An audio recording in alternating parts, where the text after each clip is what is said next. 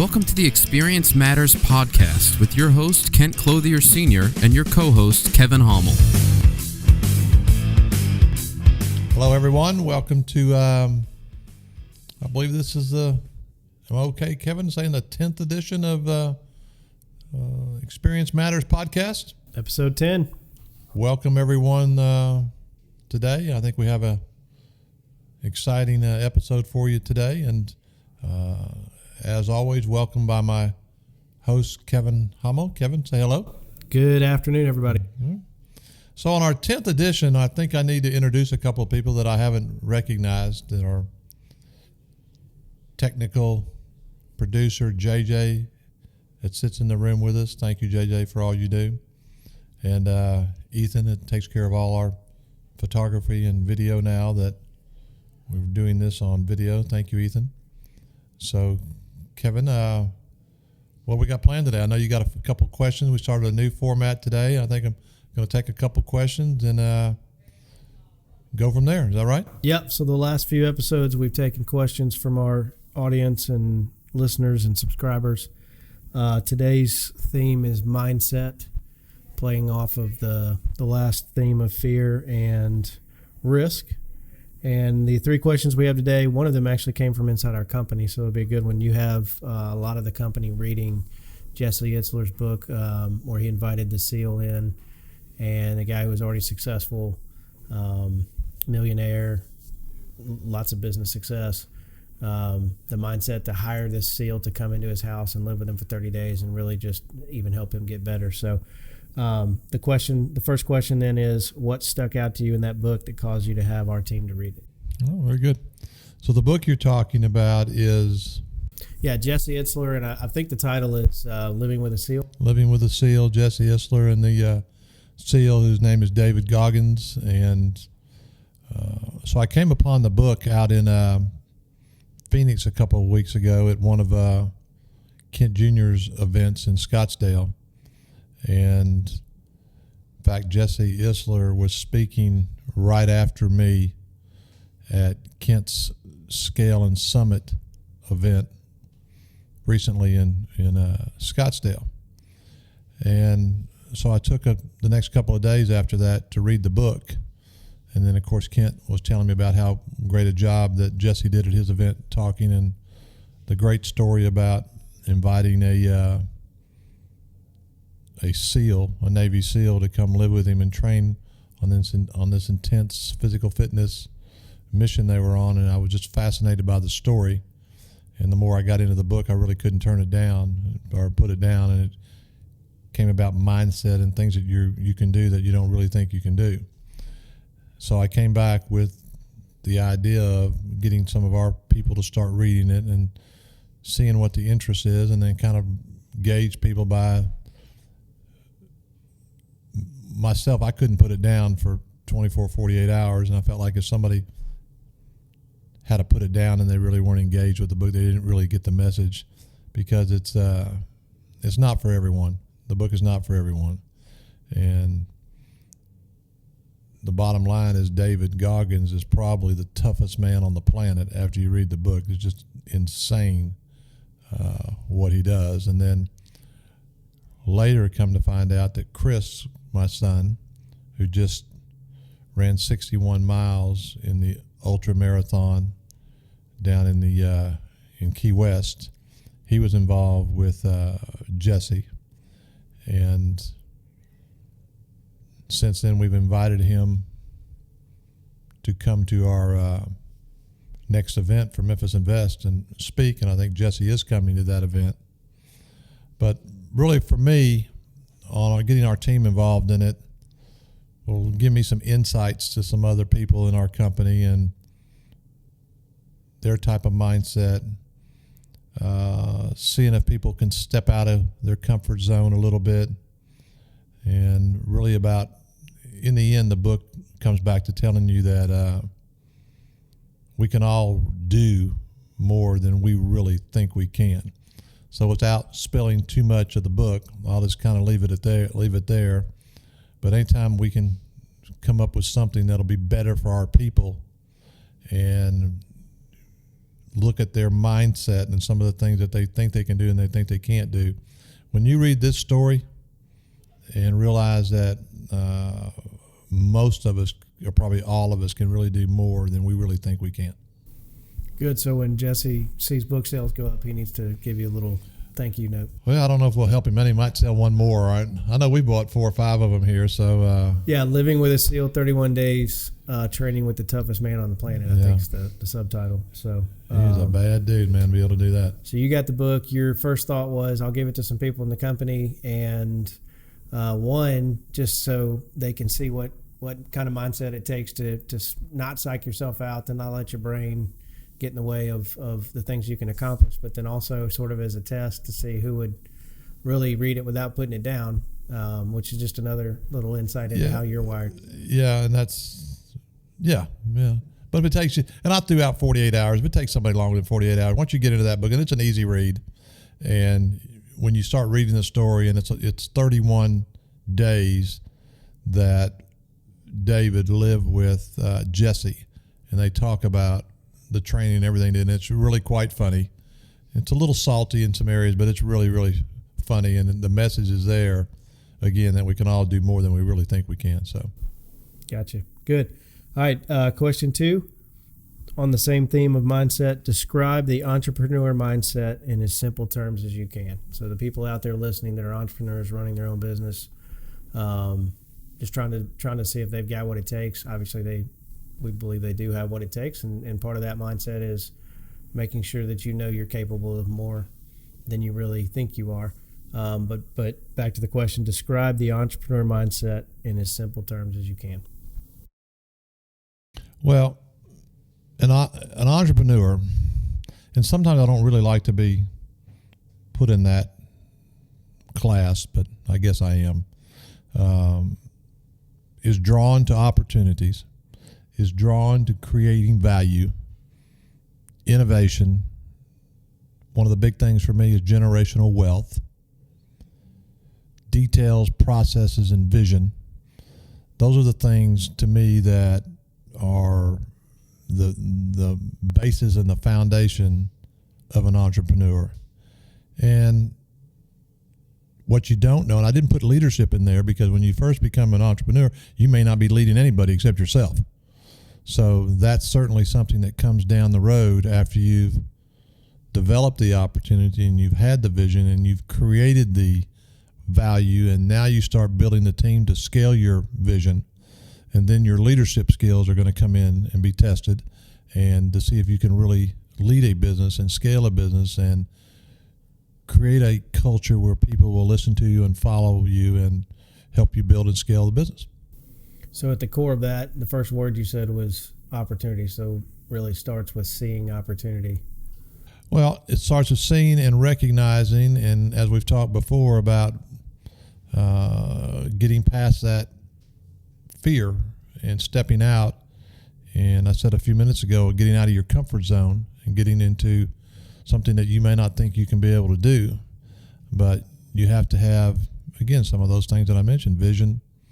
You have to be able to create, innovate.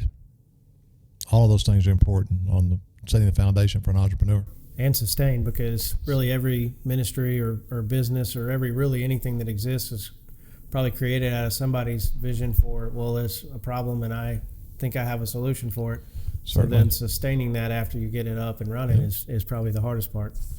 Very good. How many businesses fail in their first 10 years? What is it, 95%? Yeah. Yeah. Because they don't know how to sustain it. So 4 things that I think are important as an entrepreneur starts is being able to anticipate failure and learning from those mistakes. As your business starts to grow, you have to be able to delegate, obviously learn new skills, and then trust your instincts. And to me, those are things that are really, really important for an entrepreneur. Good. Question number 3, talk about how important inspiration and motivation is and share how you do it. So a 2-parter. Well, I've kind of had a focus shift in the last year about inspiration and motivation, because the more I dive into those two topics and learn and listen to many, many other people around the country talk about it, and I talked about it a couple weeks ago in Scottsdale, that I think my hiring and having to motivate people days are over. And motivation to me is something that comes from the outside that compels you to take action. And I don't want to hire anybody that you have to do that. I want to hire somebody that's going to come in and be self-motivated, self-energized, self-starter, and all they need from me or our team is inspiration and leadership, which comes from the inside. So you're saying if we hire the right people, then motivation takes care of itself. And I think, yes. No, I don't think I know. And inspiration from a standpoint of somebody thinking they can't do something, and we see it every day in our business with people, ordinary people doing extraordinary things that maybe they didn't think they could do, and their mind was telling them we couldn't do it, but I'm challenging them and hopefully inspiring them that you can do better than this. You can be awesome. You can do things that you don't think you can do. For instance, a couple of years ago, we didn't think we could sell 300 houses a year. And I had signs made up and put around and all kinds of crazy things to try to set that vision that we were going to do that. And then, of course, we did 300, then we did 400, then we did 500 and 600 and 700. But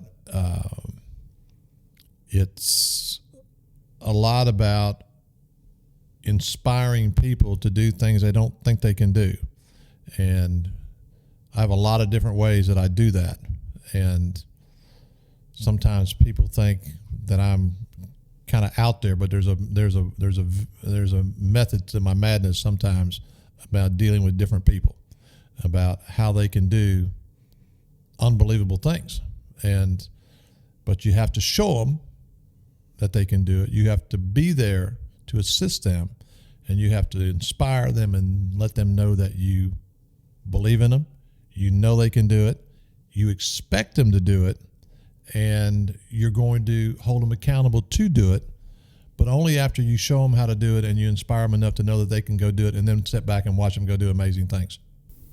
Yeah, I was here when you did that. We had come off a year of 188, and you walked in the room with signs that said 300, and I remember some of the looks on faces. And you really, even that day, I don't know that you had the whole plan in your head, but that wasn't holding you back from going ahead and throwing the goal out there. So when do the signs with 1,000 on them get here? Well, they may show up at our mid-year meetings. We'll have to see. But the vision, it continues to grow. And again, as our people mature and become better oriented into the culture, into the methodology that we do, and some of the customs that we have in here on some of the thinking and the mindset, it's all about our ability to lead people to a direction and inspire them to get to a certain place, and then anything's possible. So you answered there, in one of the ways you share how you do that was you brought the signs in, you created the new vision by saying we're going to do 300, and then it wasn't too far into that year where you were already saying 500 was the next one. So constantly upping the goal, constantly upping the challenge, and then leading people to see that they can do it. And if you have the right people, you can do that. If you don't have the right people, it's going to be a house of cards and it's going to crumble. And so you have to know what you got in the room. You got to know your work staff, or your staff, on what they're capable of doing and how far you can push different people. And has it always been successful? No. I've run some people off with that type of thinking, but that's probably a good thing. And because I only want to surround myself, and I said this before, with people that are above average. They have a different type of thinking. They believe in themselves. They know we're on a mission. They want to be part of an unbelievable team. They want to make people around them better. They want to help other people around them get better. And again, and that's the kind of people that we have in here. Occasionally, we'll get a few in here that we got to work on to pump them up, to get them up, but we try on the outside, and more importantly now than ever, to not hire anybody that we have to motivate. And so we want them to come in excited, pumped up, enthusiastic, ready to go to work, great attitude, great work ethic, want to be a team player, and want to be a part of an extraordinary, unbelievable team. So in a later episode, we can get into our hiring process, but we do have a young man coming in this afternoon, and a group of 6 will be meeting with him, 2 groups of 3, to really just try to scare him off. And for anybody listening, that's one easy way to go back to making sure you hire the people that you don't need to motivate, is you just try to run them off in the interview process. Yeah, and as you know, Kevin, I'm not even involved in the interview process. We have 2 or 3 people. I know you're in there, and Ryan Woolbright's in there, and 4 or 5 other people, depending on what office they're in there. The people that work for us are the people that are doing the interviewing, and they're going to challenge somebody that wants to come to work for us, because we don't want to hire any deadbeats. We want to hire people that are going to come in, hit the ground running, and make everybody around them better. And so we have a lot of different questions that we ask them, and I know we can get into that now, but we're looking for a different type of person to come to work for us. The average job applicant resume is probably not going to get through the front door here. Yeah, so that ties all back to mindset with just how we think and approach every process, and our people process is very important. So that's our 3 questions this week. If you have some questions, our listeners out there, send them to info@memphisinvest.com. We'll take a look at those, and we will bring them into the show when they line up with the theme that we're working on for that episode. So good stuff. Very good. Thanks for the questions today. And again, I think this is a really important part of what we're talking about, is when you bring people into your organization as an entrepreneur, as a business owner, that you go through the process, the vetting process of getting the right people in. And we've made mistakes over the years, Kevin. You know, we've had some people, we track every year how many people that we lose, and because we don't want to have any turnover. We don't want to have to retrain anybody. We want to get it right the first time. And it's never 100%, but we do try to, as you said, run off the people and let them know what the expectations are on the front end, and the type of personality and the thinking and the people that we're looking for to come in to be a part of our team. So anyway, thank you, Kevin, for today. Those of you that are listening to this, again, this is our 10th podcast, so we kind of hit a milestone here today. I don't know, Kevin, if we'll get to 15, 20, 30, or even 100 down the road. We got a lot of stuff to talk about. We can come up with a lot of topics. Hopefully our audience is finding some of this content to be good. Again, you can go to our website at memphisinvest.com, and it's been a pleasure talking today. Hopefully see you guys on the next episode. Have a great day. Thank you for joining us on Experience Matters. You can listen and subscribe to us on iTunes, SoundCloud, and Stitcher. Be sure to visit us at memphisinvest.com.